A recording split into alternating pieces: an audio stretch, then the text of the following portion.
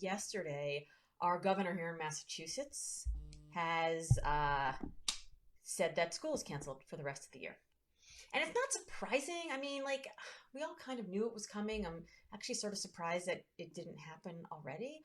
But um, yeah, it was kind of like oh, all right, well, here it is. Um, Canceled for the end of the year. And I don't know where you guys are, if your schools have been canceled yet.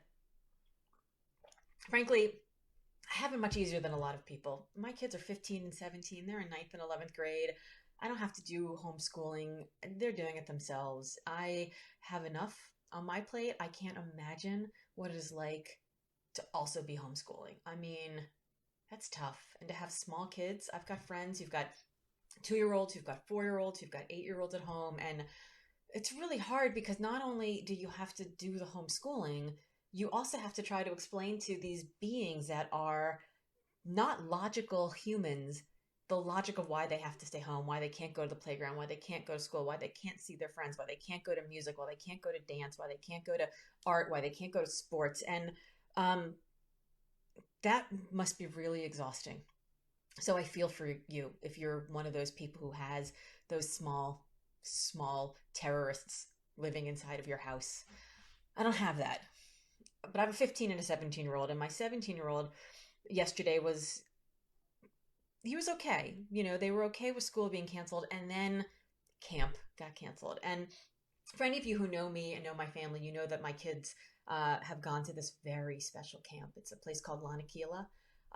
It is a camp by the Aloha Foundation. They have boys camps and girls camps, and the boys camp is called Lanakila, and it's been around for 115 years. And of the, I don't know, 80 or so staff that work there, like half of them have master's degrees.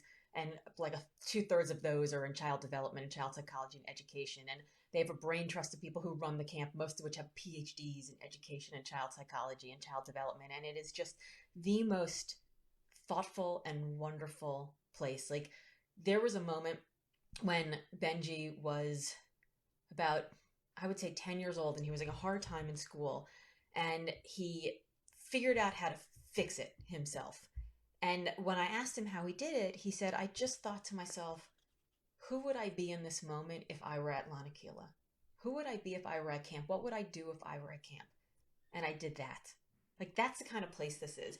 So my son, from the day that he started this camp, has wanted to be a bridger. And the bridgers are the like counselors in training. They are so like they are like you see your kids look at like slightly older near peers in that way that they're looking at like a godlike being. Like, it's just one of those people where you're just like, oh, this is a person where if he said the sky is green, your kid would be like, oh yeah, the sky's green. Absolutely. That's what the bridgers are like for these kids. And my son has always wanted to be a bridger from the minute he went to this camp. And it's a pretty competitive program. So, like, 40 kids age out of the camp each year, and only 12 to 15 are chosen as bridgers every year. And so he was chosen as a bridger last year. I can't tell you how much my heart sat in my throat for months as we waited to find out if he'd be a bridger. I mean, it was one of those, like, the envelope came and I was afraid to open it. I was afraid to, like, I handed it to him and he went right up to his room and he opened it in private, and I was afraid to ask. I was so scared, but he got it and he became a bridger. And he he stood taller that day. He stood taller every day since. And he went off to this camp and he became a bridger. And what the bridgers do is they do dishes.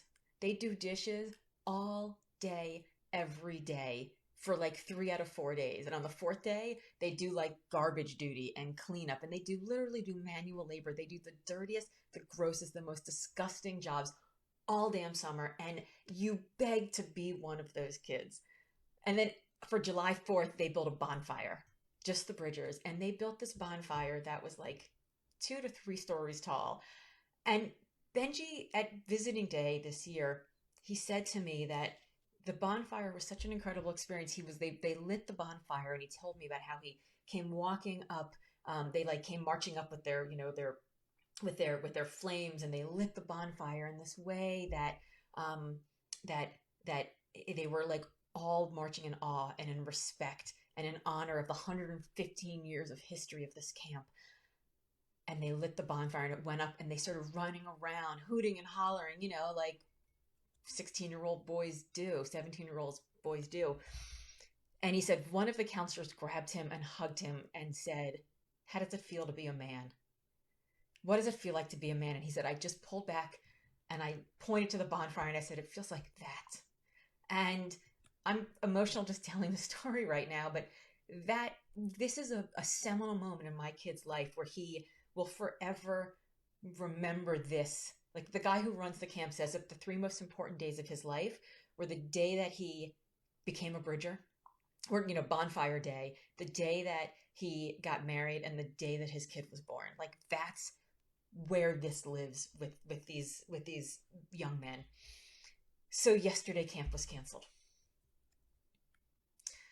And I cried about it. I was so upset about it. And I just felt so grateful that my kid had the opportunity to have his Bridger summer. But I'm so upset for those kids who don't get it. And that idea of the loss of not having this summer, of not having this incredibly pivotal and life changing experience. And I turned to Benji, who this year would be a counselor, and I said, I'm so sorry for this.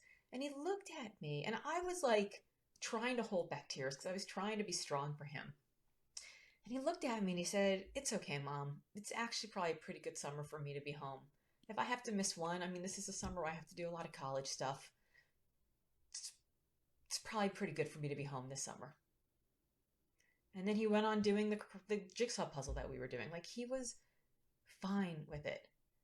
He wasn't fine, but he was sanguine about it. He understood it. He had perspective on it. And a few minutes later, his phone started blowing up, and all the kids, all the boys that were in bridge, B19, his bridge, started texting back and forth because the news went out obviously everywhere. So their B19 Snapchat group just started going and going and going and going. And he's like, "You know what?" He goes, "My bridge, we're just gonna go take a week and hike the Appalachian Trail together or go do something together. We're going to have a time this summer." And then he went back to doing his jigsaw puzzle as if nothing happened. And I had to leave the room because I was so emotional about it. I'm still so emotional about it. And it just made me realize that every one of us is experiencing this. Every one of us is going through this in a completely different way. I mentioned the other day that expression, like we're all going through the same storm, but we're each in different boats. I'm in a different boat than he's in. And I'm putting a definition on him of all the things that he's missing, all the loss that he's having, but he's not. I'm having the loss of my prom that he doesn't get to experience, my graduation that he doesn't get to experience, my pivotal moments that he doesn't get to experience. But he's not having that loss. He's having other experiences. He's having the gain of getting to know his friends on a more emotional and spiritual, intellectual level than just a physical level. He's getting the gain of being able to think about how he can have non-sanctioned, non-camp sanctioned opportunities to spend time with friends where they can do other things. Like they're going to go, screaming crazy banshee like in the woods where they don't have people standing over them going, you're not allowed to do that. That's not sanctioned. And they're going to do dumb shit. They're going to do the dumb shit that they don't necessarily get to do when they've got people around them. And yeah, there's a ton of loss, and I'm not at all trying to minimize all the things that they're not going to have, because I know that it's real and that it's true and that there's loss and there's going to be reverberation and echo back about this loss. But I am saying that I realized yesterday that I need to stop interpreting for him how he's feeling. And I need to stop telling him how he's feeling. I need to stop defining for him what this is and how it feels and what it means, because I don't fucking know. I have no idea what it's like to be in the brain of a 17-year-old boy. I have no idea what it's like to be in the brain of a 17-year-old boy in a pandemic. I have no idea what it's like to be in the brain of a 49-year-old in a pandemic. So how am I supposed to know what he's going through? So, there's that expression like everybody around you is going through a struggle you know nothing about. So like, please be kind. I think it's more than just be kind. I think it's listen. We approach everybody as if we have this idea, we have this, this knowledge that if you just need to do this and you just must do this, and if you just did these things, like if you just exercised, or if you just focused on your business, or if you just sat in the corner in fetal position and cried, or whatever, like do whatever it is that you need to do. I don't know how to feel anymore either, Leslie. This is all new. Every day is brand new. Every day is a brand new joy. Every day is a brand new horror. Every day is a brand new learning experience. Every day has been a brand new struggle. Um, every day is different. And I think that all we can do is just listen to the people around us. Will he have waves of sadness and grief about missing this place that really is home to him? Last year, when I went to visit him at visiting weekend, I said, so now that you're a Bridger, you know, do you get homesick anymore? Do you ever, like, you're talking to young kids, the smaller kids, the kids that are in second grade, first grade, second grade. How do you deal with homesickness?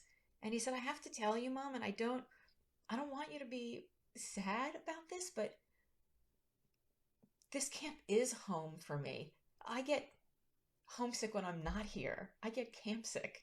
Like it's a second home for him. And so I am carrying in my heart today this love that he has of this place that is a home for him, rather than the loss that he doesn't have. And I'm holding in my heart the fact that he has this place in his life, in his world, that he has this other part of himself that is fully developed into an adult, where I wasn't even involved. I wasn't even watching it as an opportunity for him to become an independent person that is not part of me anymore. And that is his gain and it is my loss, but it is also my gain and it is a beautiful thing. And so this summer, if the loss of this summer is huge and painful, the gain of who he's becoming, because he's had all those other summers and he knows he'll have more summers to come.